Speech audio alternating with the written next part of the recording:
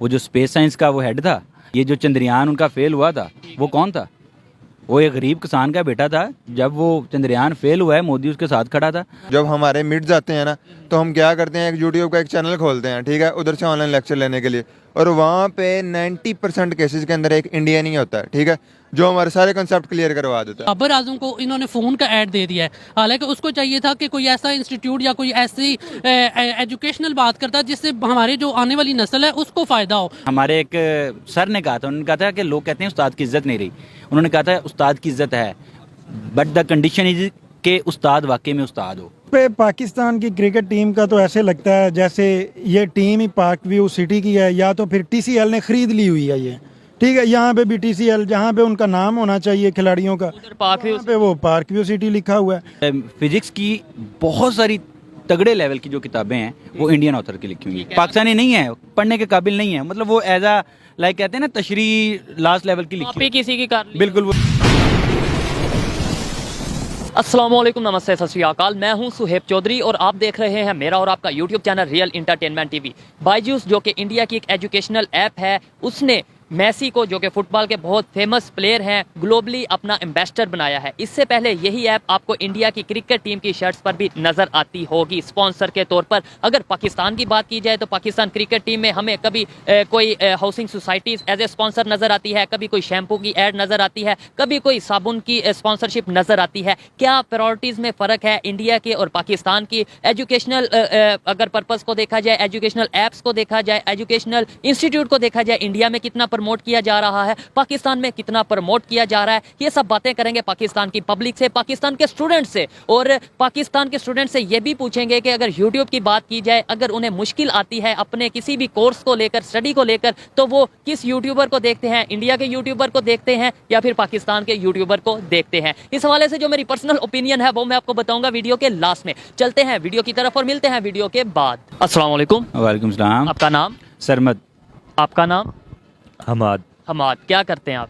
Sir मैं MPhil complete हुआ है मेरा फिजिक्स में यहाँ पे। एमफिल फिजिक्स में, ज़बरदस्त। मैं जिस टॉपिक पे वीडियो रिकॉर्ड कर रहा हूँ, बायजूस एक इंडिया की एजुकेशनल ऐप है, जो आपको पता है इसका ऐप का? बिल्कुल पता है, बिल्कुल पता है। उनकी ब्रांड एम्बेसडर उन्होंने बनाए होते हैं बहुत सारी चीज़ों के ऊपर। ठीक है। तो क्रिकेट में आपने उनकी जो क्रिकेट टीम है उसकी शर्ट पे देखा होगा। बिल्कुल बिल्कुल, बेसिकली क्रिकेट में, बाकी फुटबॉल में या जितनी भी उनकी जो नेशनल लीग्स होती हैं उसमें भी वो। ठीक है। अब उन्होंने ग्लोबली एक ब्रांड एम्बेसडर बनाया है मेसी को, जो कि एक बहुत बड़े प्लेयर हैं फुटबॉल के दुनिया में। अगर टॉप 5 प्लेयर की बात की जाए तो उनमें आते हैं। क्या वजह समझते हैं? और दूसरी साइड पे पाकिस्तान को देखा जाए तो पाकिस्तान में अगर स्पॉन्सरशिप करवाई जाती है तो कोई आपको हाउसिंग सोसाइटी नज़र आती है, कोई शैम्पू का ऐड नज़र आता है, कोई मोबाइल का, वो भी चाइना का मोबाइल, अपना पाकिस्तान का मोबाइल नहीं होता। क्या वजह है कि हम एजुकेशनल ऐप्स को क्यों नहीं प्रमोट कर रहे? इंडिया अगर कर रहा है तो उसके पीछे क्या लॉजिक है? असल में इंडिया जो है वो एक तीर से जो है ना उनके दो शिकार चल रहे हैं। ठीक है, पहला तो देखें वो ये काम कर रहे हैं कि एक तो एजुकेशन को प्रमोट कर रहे हैं इस ऐप को प्रमोट करते हुए, ठीक है, और दूसरा वो साथ बिजनेस भी है। ठीक है, बिजनेस भी है, बट उस बिजनेस के होते हुए बेसिकली एजुकेशन प्रमोट हो रही है। मतलब वो एक चीज़ चीज, एक तीर से फिर दो नहीं तीन शिकार हो गए ना। एक तो बिजनेस कर रहे हैं, एक अपनी ऐप को प्रमोट, एजुकेशनल ऐप को प्रमोट कर रहे हैं, तीसरा पब्लिक को फायदा मिलेगा। बिल्कुल बिल्कुल, उनकी देखें आप, ये चीज़ देखें, बहुत सारे अच्छे इदारे के लोग जो हैं वो पढ़ने वाले, मैं हूँ जैसे, तो फिजिक्स की बहुत सारी तगड़े लेवल की जो किताबें हैं वो इंडियन ऑथर की लिखी हुई हैं, पाकिस्तानी नहीं है, पढ़ने के काबिल नहीं है। मतलब वो एज अ लाइक कहते हैं ना तशरी लास्ट लेवल की लिखी कॉपी किसी की कर ली। बिल्कुल वो ऐसे उनकी ऑथर्स की किताबें इतनी ज़बरदस्त किस्म की है। और देखें आप, वो कम्पीट कर रहे हैं पूरी दुनिया में, पूरी दुनिया में कम्पीट कर रहे हैं। आप आईटी में देख लें या कोई भी फील्ड देख लें उसमें, ठीक है, इंजीनियरिंग में, मेडिकल में देख लें तो आपको नज़र आते हैं। बिल्कुल बिल्कुल। आप देख लें, आप इसकी एक मिसाल देख लें कि उनका जो वो जो स्पेस साइंस का वो हेड था, ये जो चंद्रयान उनका फेल हुआ था, वो कौन था? वो एक गरीब किसान का बेटा था। जब वो चंद्रयान फेल हुआ है, मोदी उसके साथ खड़ा था। तो वो प्रॉपर वो मतलब उसका डार्क रंग और बेचारा प्रॉपर पता चलता है, वो रोने लग गया। और हमारा कौन है ज़रा पता करें आप, मैं तो नहीं बोलूँगा लेकिन आप पता कर लें कौन है। चलें ठीक है। अच्छा, मुझे ये बताएं कि क्या वजह क्या समझते हैं कि क्यों उनकी जो प्रायोरिटीज़ हैं उनकी बात की जाए, उनकी पॉलिसीज़ की बात की जाए, क्यों नहीं हम उससे सीख लेते? और वो अगर फ़ायदा उठा रहे हैं तो क्या उनकी नेशन में कुछ फ़र्क है, उनके एजुकेशन सिस्टम में कुछ फ़र्क है, उनकी गवर्नमेंट में कुछ फ़र्क है जो इस तरह की पॉलिसीज़ बना रहे हैं और एजुकेशन को प्रमोट कर रहे हैं? सर एज अ नेशन बहुत सारी चीज़ों में वो ख़राब भी हैं, बट बहुत सारी चीज़ों में हमसे वो बहुत बेहतर भी हैं। अब देख लें इसको, अब उनकी डेफिनेटली गवर्नमेंट भी बहुत अच्छी है, हमारी गवर्नमेंट तो पता नहीं क्या इनके मामला आपके सामने है, मुल्क में क्या चल रहा है, इन्हीं सारे मामलात में इनकी पॉलिटिक्स में जलील हम हो गए हैं सारे लोग, ठीक है। अब आप देखें कि आज तक नरेंद्र मोदी को कितना टाइम हो गया वज़ीर आज़म बने हुए? तकरीबन उनका दूसरा टेन्योर है, 8 साल 9 साल के 9 साल हो गए हैं। आप 8-9 साल में देख लें, उसने एक भी तोशा खाना से गिफ्ट नहीं लिया, और हर गिफ्ट जो उसने लिया है, उसने नहीं लिया मतलब कि जो भी गिफ्ट आया है उसने उसको ऑक्शन पे लगा के, जैसे ये गिफ्ट आया इसको ऑक्शन पे लगा के ये फलां तलीमी इदारे को दे दिया, ये फलां हॉस्पिटल को दे दिया, उसने ये काम किया है।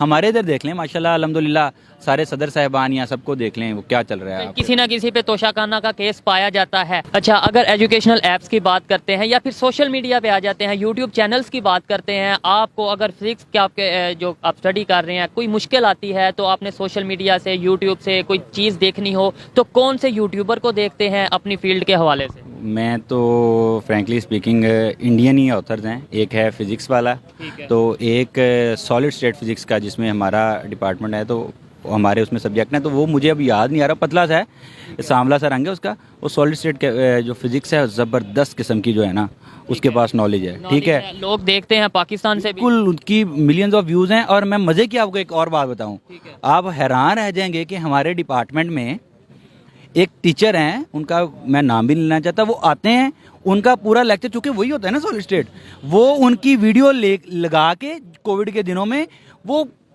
वीडियो चल रही है और सारे बच्चे 1 घंटे की उनकी वीडियो देख के जा रहे हैं। तो मैंने कहा यार आप क्लास में क्या करने आते हो? तो आप इमेजिन, इंडियन यूट्यूबर की वीडियो आप इमेजिन कर लें, और इनका एक्सपीरियंस देखेंगे, ये 60-60 साल के लोग हैं, मतलब इन्होंने 30-30 साल पढ़ाया हुआ है, और वो एक 25 से 30 साल का या 35 साल का बच्चा है, एक लड़का है। तो देखें वो किस लेवल की उसकी महारत है, ठीक है। और अब आप पाकिस्तानी के देख लें, मैंने तो वही देखा और वो बड़ी ज़बरदस्त। पाकिस्तान से कोई एक बता दें, 2 बता दें कि जो एजुकेशनल कंटेंट पे खास तौर पे साइंस के हवाले से काम कर रहे हो। पाकिस्तान से फ्रैंकली स्पीकिंग मुझे तो नहीं पता, ये मेरे दोस्त बैठे हैं तो इन्होंने मुझे कहा कि पंजाब ग्रुप ऑफ कॉलेजेस के हैं। आप मैं इनसे ही पूछ लेता हूँ, आप कुछ बताएंगे कि कौन से कोई पाकिस्तान से ऐसा यूट्यूबर जो एजुकेशनल कंटेंट कर रहा हो या फिर साइंस के रिलेटेड, फिजिक्स के रिलेटेड कुछ काम कर रहा हो? एक जो है हमने देखा ना रिसेंटली, तो वो पंजाब ग्रुप ऑफ कॉलेजेस के हैं, हसन फरीद साहब का नाम है उनका। जी हसन फरीद, मैं आपके साथ बातचीत, इधर ही रहे आप। हसन फरीद साहब उनका नाम है, उनके सब्सक्राइबर या कोई व्यूअरशिप का आइडिया होगा कितनी व्यूअरशिप है? नहीं, मिलियंस में हैं उनके भी, काफ़ी अच्छे हैं। तो पाकिस्तान में ना FSC लेवल तक ना वो बहुत अच्छा है, मतलब, और उनकी एजुकेशन और ये चीज़ ना बहुत अच्छी है लेक्चर में। अच्छा, आपको लगता है कि पाकिस्तान में भी उस लेवल पे काम नहीं हो रहा है एजुकेशनल कंटेंट पे जो कि इंडिया में हो रहा है? अब क्या आप इसे एग्री करते हैं या डिसएग्री करते हैं? नहीं, डिफरेंस है, तो उनमें कोई हाई लेवल का है, इधर थोड़ा सा अभी स्टार्ट है, लोग कर रहे हैं काम, पर इतना अच्छा नहीं है उनके मुकाबले के अंदर। पर इतना अच्छा नहीं है जी। लास्ट में आपसे बात करेंगे, मुझे ये बताएं कि क्या वजह क्या समझते हैं कि उनकी प्रायोरिटीज़ में कुछ डिफरेंस है, उनकी पॉलिसीज़ में कुछ डिफरेंस है, या फिर उनकी गवर्नमेंट में कुछ ऐसा डिफरेंस है जो हमारे यहाँ पे मौजूद नहीं है? कि जिस उनकी तो पहली बात तो ये है कि उनकी पॉलिसीज़ बहुत अच्छी हैं स्टडी के लिहाज से, और दूसरी बात यह है कि टेक्नोलॉजी और स्टडीज़ में इंडिया तो वैसे ही पाकिस्तान से आगे है। पाकिस्तान में सिर्फ जज्बा जहाद है, बाकी कुछ भी नहीं है। ठीक है, ये थोड़ी सी आपने मुश्किल सी बात कर दी है मुझे। ठीक है, मुझे ये बताएं। ये जाते जाते इमरान खान का इस्लामिक टच है जी। सच भी है लेकिन बात भी सच्ची है। बात देखें, बिल्कुल हमें हर जगह पे यही बताया जाता है कि आप खुद बता दें कि आपको किसी भी पाकिस्तानी ऑथर के नाम नहीं पता। मुझे तो वैसे भी नहीं पता कुछ खास, मेरी फील्ड के कुछ का पता है, लेकिन वो अगर कंपैरिजन मैं करूंगा तो फिर उनको भी शर्म आएगी और शायद मुझे भी आएगी। लेकिन हमने बेहतर भी होना है सर। आप भी इस चीज़ से भाई एग्री करेंगे, आप भी एग्री करेंगे कि ठीक है उनकी बेहतर है, हमने तारीफ भी की, सब कुछ किया, लेकिन हमने भी तो आगे आना है। कैसे आगे आएंगे? कैसे मैं अपने कंट्री को रिप्रेजेंट कर सकता हूँ अच्छे तरीके से? कैसे पॉलिसीज ऐसी बनाई जा सकती हैं? पॉलिसीज बनानी पड़नी है गवर्नमेंट को, अगर वो बनाएंगे तो कुछ आगे आएंगे, नहीं तो कुछ भी नहीं हो नहीं सकता। तो हम डीमोटिवेट होते जाएंगे। बच्चे जो है ना, बच्चे, उनको पहले समझाना पड़ेगा कि सच और झूठ में फ़र्क करना सीखें, बताई गई बात पे अमल ना करें। हम टीवी पे वो देखते हैं जो हमें दिखाया जाता है। जो अब ये वीडियो रिकॉर्ड हो रही है, मुझे नहीं पता दिखाया क्या जाएगा, ठीक है, तो हम वो, लेकिन आप परेशान ना रहें, आप जाके मेरी वीडियोस देखेंगे। आप एग्जांपल बिल्कुल, बट मैं वैसे एक सिंपल जनरल बात करूँ, आप भी मीडिया के लोग हैं, आपको पता है कि जो दिखाया जाना होता है ना वो निकाल के लगाते हैं। तो ये बड़ा जो एक इम्पॉर्टेंट पॉइंट है कि अपने बच्चों को ट्रेंड करें कि सच क्या है झूठ क्या है। जब बच्चों को पता चलेगा कि बेसिक कहाँ है और अपनी बेसिक्स पे आए। अब हमारे असल इश्यूज क्या हैं? हमने अगर अपने कंट्री को आगे लेकर जाना है तो हमने अपनी पॉलिसीज को क्या बनाना है, कैसे बनाना है? बेसिक्स जब बच्चे ठीक होंगे, पेरेंट्स ठीक होंगे, वोट राइट कास्ट होगा, बच्चे स्कूल में अच्छी तरह पढ़ेंगे, एजुकेशन एक उस अच्छा पढ़ा। मैं मानता हूँ कि 9-10 तक तो टीचर जो होता है ना वही आपके लिए सब होता है। टीचर आपको कुछ भी कर सकता है वो आपके साथ, ठीक है।